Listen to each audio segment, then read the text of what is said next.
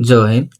Forest guard exam जोटा कि बर्तमान कंटिन्यू चली आगु चलो किछि तारीख बा किछि समय पर्यंत से एग्जाम रे प्रायतः कैंडिडेट एग्जाम दे सारे ने आउ 2-3 बा 3-4 दिन एग्जाम बाकी अच्छी एग्जाम पूरा कंप्लीटली सरीबो किंतु जेतिकी पिला भी एग्जाम देकी रिटर्न करिसंती बा करूछंती सेमानकर एग्जाम रो रिजल्ट आसीबा पूर्व तांको मनर आवाज जदि तमे सुनिबो बा तांको जदि थरे पचारिबो शायद कोठी ना कोठी तांको मनरे से कॉन्फिडेंस नाही जे आमे एग्जाम क्लियर करि पारिबो बा एग्जाम भलो जाईछि बोली।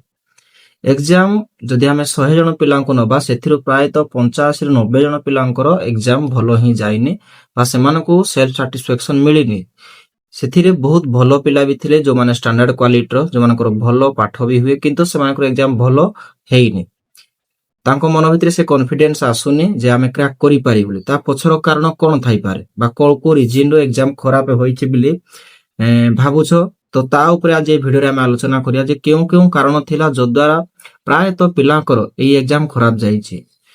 जदि प्रथम पॉइंट को देखिबा मो हिसाब रे एग्जाम रो डेट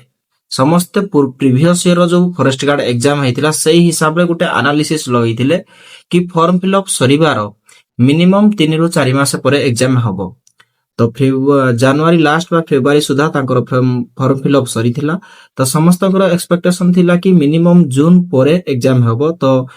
मासे 2 मासे मॉक टेस्ट दबा जार सिलेबस सरीने ताकु मध्ये ठीक रे कंप्लीट करिबा समस्ते सेही मेंटालिटी रे थिले किंतु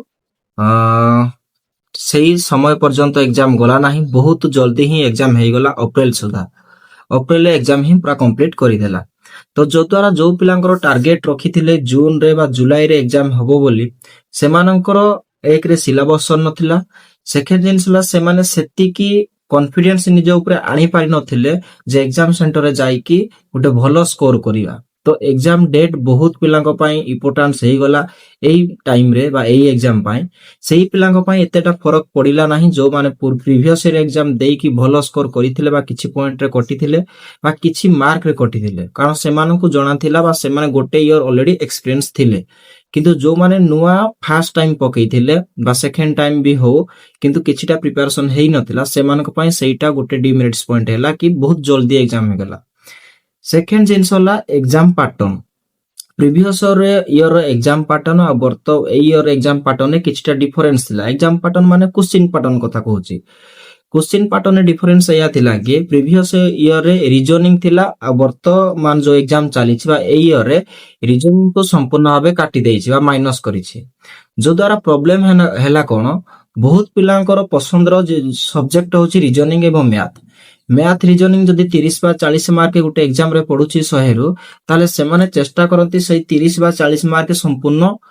रखिया पई बा स्कोर करिया पई। तो जो द्वारा आउ जो 60 मार्क रहिला ताकर लिटरेचर सब्जेक्ट गुडा को रहिला बा कंप्यूटर रहिला साइंस रहिला एई गुडा को ट्राई करंती मार्क रखिया पई किंतु एथरो कोन जेहेतु रीजनिंग काटी देछि रीजनिंग काटिया द्वारा पिला मोराली डाउन हे गले कारण बहुत पिला एमिति थांती जो माने मैथ रे टिके वीक मोर सांग साथी एमिति बहुत जण अछन जो माने मैथ को टोटल टच भी करंतीनी जदि 20 टा मैथ पढिसी तांको 4-5 टा आसेबा अति बेसरे 7-8 टा देखे जिवे। तो तांको माइंडसेट थिला कि हमें रीजनिंग रे भलो स्कोर करिया पई चेष्टा करिवो किंतु रीजनिंग काटी देवा द्वारा तांकर मैथ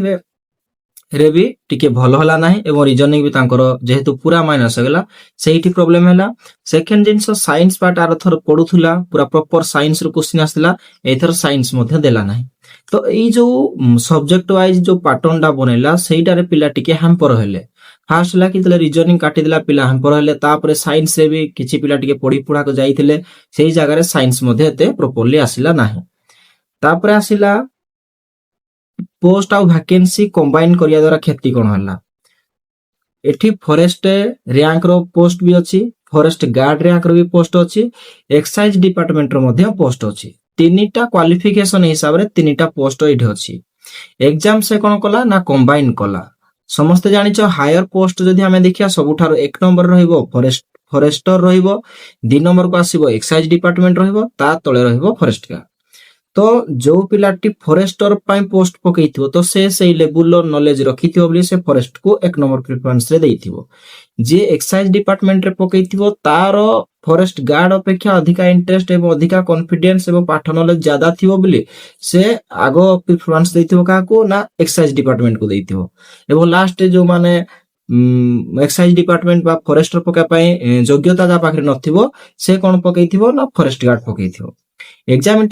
टा कंबाइन हैला ए द्वारा क्षति हैला कोन ना जो क्वेश्चन लेवल टा आसिला सेटा फॉरेस्ट गार्ड हिसाब रे आसिनी बा पूरा भी फॉरेस्टर हिसाब रे आसिनी से मॉडरेट कला। जदि एटी खाली फॉरेस्ट गार्ड एग्जाम हेई थांता ताहले केवल आस्तांता कोन फॉरेस्ट गार्ड लेवल आस्तांता किंतु एटी तीनटा पोस्ट रही गला तो से टिके क्वेश्चन को मेंटेन करबा को पड़िबो। एटा तार भूल न एटा रियल फैक्ट है से क्वेश्चन को मेंटेन कला। तो जो माने फॉरेस्टर बा एक्साइज लेवल पूरा पढिसंती तांको पय पूरा ठीक हे गला किंतु जो माने गार्ड पिला केवल गार्ड रे ही पकई जंती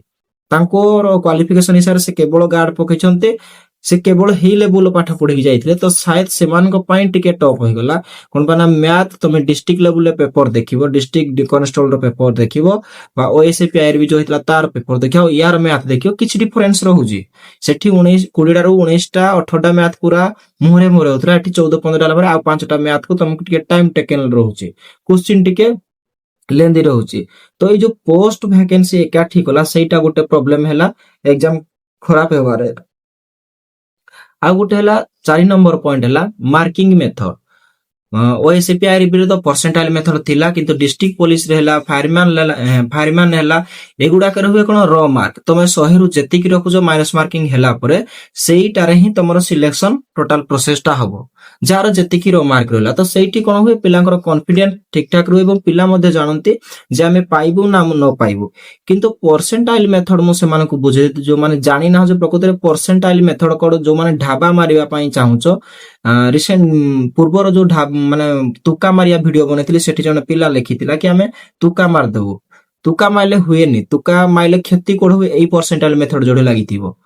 एठी रो मार्क के किछि भी मैटर करे नाही जो माने last year first grade exam देइथिले सेई मान को भी तमे पचारिबो तुका मारिबा द्वारा को भଳି क्षति होइथिला।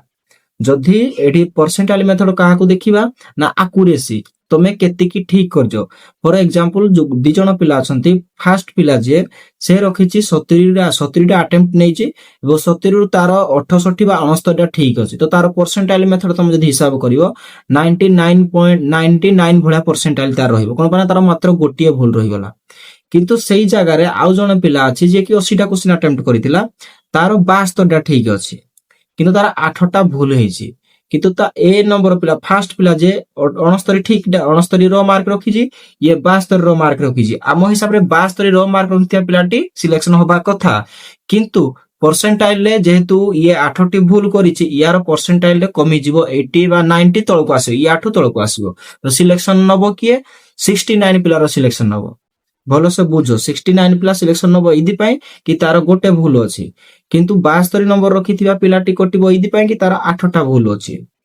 तो तमे एग्जाम सेंटर रे केतेटा क्वेश्चन अधिक करिछो सेटा मैटर करेनी तमे जेतेटा क्वेश्चन करिछो सेतेटारो केतेटा ठीक अछि संपूर्ण केतेटा ठीक अछि सेही एक्यूरेसी टा ही मैटर करे तमर परसेंटाइल मेथड रे तो सेही हिसाब रे ही तमर फिजिकल माइ लिस्ट बाहरिबो बा मेरिट लिस्ट बाहरिबो जोथिरो शिकार बहुत पिला हेबे कोन पई ना एक्यूरेसी मेंटेन रखिया पाहिले फर्स्ट ला तमे प्रॉपर्ली पढितिया दरकार सेकंड जिंस ला तमे मॉक टेस्ट देकी तम मन भितर थिया नर्वस को दूर करिबा दरकार एई दिटा जिंस नुवा जो पिला जानि तांको भितर एते मात्रा न थाए एटा एक्सपीरियंस पिला ही करिसंते एक्सपीरियंस पिला भी भूल करी ऑलरेडी आसी कि कहउसंती कि हबो कि नाही चांस नाही जो मानकर रो मार्क 85 86 रखिसंती से माने भी कहउसंती हबो कि नाही डाउट लागुची कोन माने लास्ट टाइम से माने ऑलरेडी सेति कि सेम मार्क रे कटिथिले केवल परसेंटाइल तांकर मार्क डाउन होइदिला तो जो माने भी भाबुचो कि कम मार्क आसीबो न हबोनी बिली हेमिति भाबोनी जदि तमरो ठीक एक्यूरेसी अधिकार होइजी ताल हेबार चांसेस अधिका अछि